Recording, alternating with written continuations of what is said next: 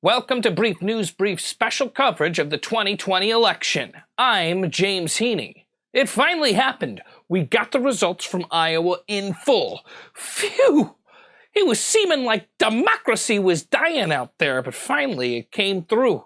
Holy baloney. What happened in Iowa?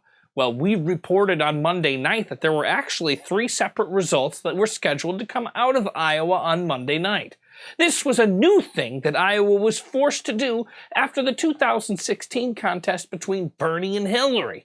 Bernie says that he wants a revolution, and he's not kidding. Iowa is historically messed up, confusing, and chock full of errors. In 2016, Bernie was like, what the fun? How was this a democratic process if more people voted for me and I lost Iowa?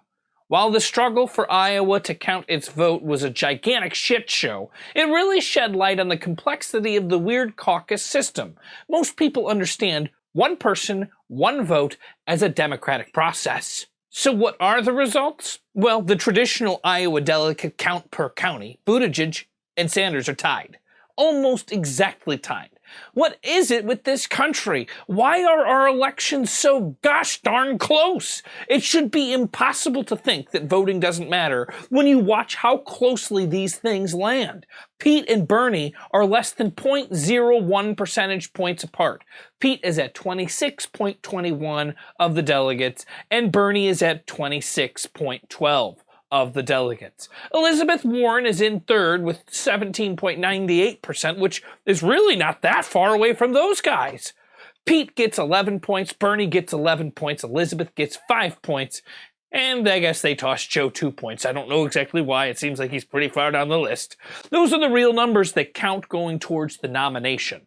In the first round of voting of the caucus, the vote that everyone cast when they first showed up, Bernie is in the lead with over 6,000 more votes than Pete, and then Elizabeth Warren rounds out the third place. And finally, in the second alignment of the popular count, after the candidates became unviable, some people had to switch teams, and Bernie won by over 2,500 votes. Pete's in second again, and Elizabeth Warren once again is in third place, followed by Joe Biden. Joe called the results in Iowa a real punch in the gut. Is Joe gonna go? I don't know. Some are counting Elizabeth Warren out, but the question is, does she have a lane as the moderate between Pete and Bernie? Is she progressive enough to appease Sanders' bandwagon and moderate enough to reach across the aisle? The Sanders team is sure that everyone is out to get them as they surge into New Hampshire with the wind at their back and their knives sharpened for battle and ready to topple the system. The candidates are starting to attack each other. The Bernie followers are calling Pete Rat Boy and labeling him a Republican.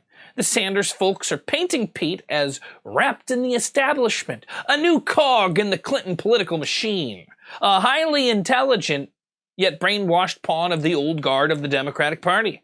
People are scared of Bernie and his revolution. It's true. The media does have a hard time covering him fairly. And the Pete cheerleading? Well, those are just highly paid talking heads, and they just come across to me as perplexing. The fact that for days Pete was pasted on every TV news show as the winner of Iowa when the results weren't even out in full, it's an illustration of the bizarre experience that Iowa was. Most people voted for Bernie. Pete didn't win anything, but he did have a great show in Iowa. That counts. They both got 11 points. At best, Pete tied Bernie, and ultimately, Bernie got more votes. If anyone won, it was Bernie, but we'll call it a draw. Elizabeth is still in the game, and Joe is hanging around, and while he might be losing steam, don't count Joe out. Biden argues that if Bernie is on the top of the ticket in the fall, it might have a trickle-down effect down the ballot where the Democrats running for the House or the Senate might not be able to hold on to seats. There's a debate tomorrow, and the New Hampshire primary is on Tuesday. Off we go, America. It's another election. Election.